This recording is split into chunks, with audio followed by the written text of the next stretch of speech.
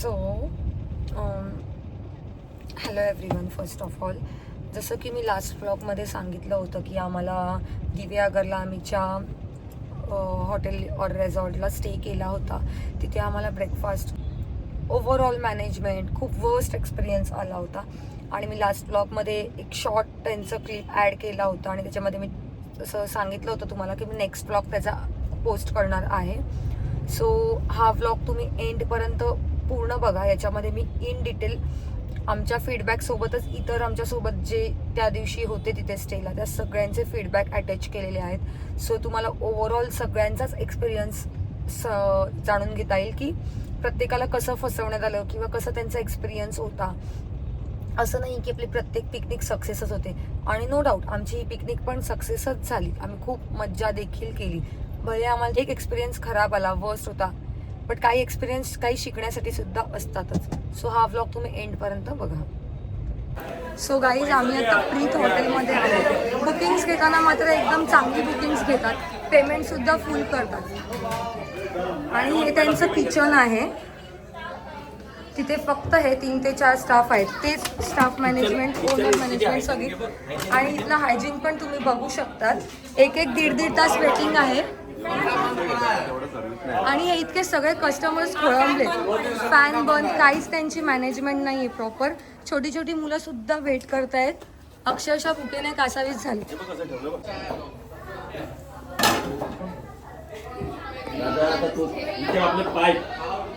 Bacteria हे kitchen किती बॅक्टेरियाने भरलं सांग. किचन आहे का गोडवणे हा. चहा नाही, कॉफी नाही, काही नाही. अरे इज्जत तो खाना देंगे तो इज्जत करेंगे ना. खाना खाने के टाइम पे आपका किचन देखो. अरे खाना ही नहीं आया. आपका किचन देखो कितना थर्ड क्लास गंदा है. उसको जो मर्जी करो यार.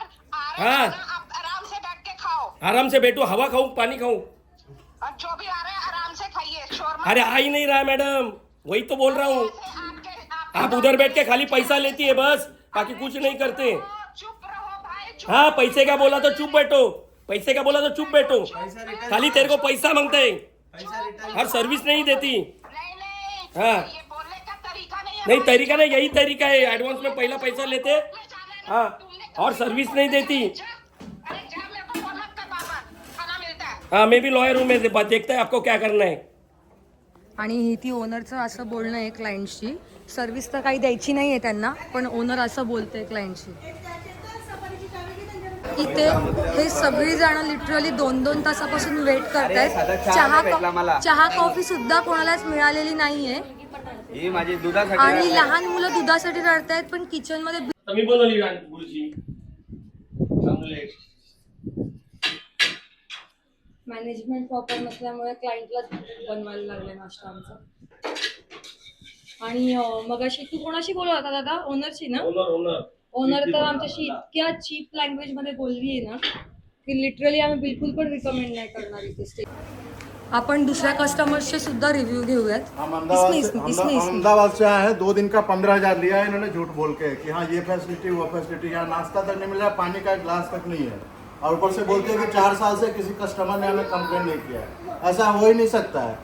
रिव्यू तो और एज ए कस्टमर मुझे बोलती है कि आपको बहुत गर्मी है. मैं बोला कि मेरी गर्मी नहीं है, आपको भी गर्मी है. पैसा लेने का खाली पैसा लेते हो. कस्टमर का ये स्टेटमेंट होगा. बच्चे यहाँ परेशान हो रहे हैं गर्मी में. कस्टमर को ये कहेगा ना स्टाफ है 3 लोग कैसे मैनेज करेगा ये 100 लोगों का पब्लिक ऐसा. आप बता देना. दोन दिवसाची बुकिंग केलेलं आहे मी. ऑलमोस्ट 60,000 रुपये केलेले आहे, इन्क्लुडिंग ब्रेकफास्ट.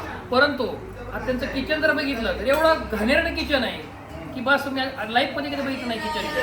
काहीही सर्व्हिस नाही, एकदम थर्ड क्लास म्हणलं तरी चालेल. त्याच्यात खाण्याची बिलकुल इच्छा नाही. आमचे मुलं आहेत छोटे छोटे, 10 वाजलेत आणि फक्त 2 मुलांसाठी ते अर्धा तास झाले वेट करतात. कसं त्यांचं पोट भरणार आहे. आणि खूप वास्ट, म्हणजे त्या लोकांची चूक नाही आहे जी इथं काम करतायत वर्कर्स, बट जे मॅनेज करणार आहेत ते इथं कोणीच अवेलेबल नाही आहे. आमचं चेक इन टाईम होता 12ला, आम्हाला रूम मिळाले ऑलमोस्ट 12:30 पावणे 1ला. कारण जे क्लिनिंग स्टाफ आहे तेच नाही आहे. 2-3 लोक किती करणार आहेत करून करून. माझा पण रिव्ह्यू खूप वाजतो. एकदम थर्ड क्लास आहे. रूममध्ये बघितलं तर स्वच्छता नाही आहे. रात्री झोपताना मुंग्या चावल्यात, फॅन चालू नाही आहे, सगळं बंद आहे. एकदम रोस्ट रूम सर्व्हिस आहे. प्रीत रिसॉर्टला कधी येऊ नका तुम्ही, आल्यानंतर फसाल. यांच्या सगळ्या पत्र्याच्या रूम आहे. आम्हाला सांगते नाही, मेन्शन करते नाही की पत्र्याच्या रूम आहे का कसल्या रूम आहेत. याला आपण हॉल नाही म्हणत, पत्र्याच्या रूमला आपण हॉल नाही म्हणत कधी. पत्र्याच्या रूमला आपण शेड म्हणतो. यांनी सगळे पत्र्याच्या रूम मध्ये पैसे पण चार्जेस पण जास्त लावले त्यांनी. एकदम रोज सर्व्हिस आहे.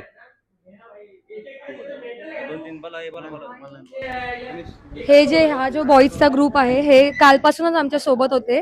स्विमिंग पूलमध्ये सुद्धा आम्ही यांच्या सोबत होतो. रेन डान्सच्या वेळेस त्यांनी पाणी चालू केलं आणि 5 मिनिटातच म्हणाले पाणी संपतो आणि त्यांनी लगेच पाणी बंद केलं. हा ग्रुप सुद्धा तेव्हा आमच्या सोबतच होता. बरोबर ना गाईज? मला चेक इन करताना सांगितलं होतं की नाही का की रूम अशा आहेत, रूम तशा आहेत, रूम चांगल्या आहेत. आणि इथं आल्यानंतर पाहिलं की ते पत्र्याच्या रूम होत्या, जे काही योग्य होतं. आणि यांनी पैसे पण नाही का 5 स्टार हॉटेल प्रमाणित पैसे घेतलेत, हे योग्य नाहीये. ज्यांना काही इथं दिव्यागरला यायचं असेल तर या रिसॉर्ट मध्ये तुम्ही अजिबात येऊ नका.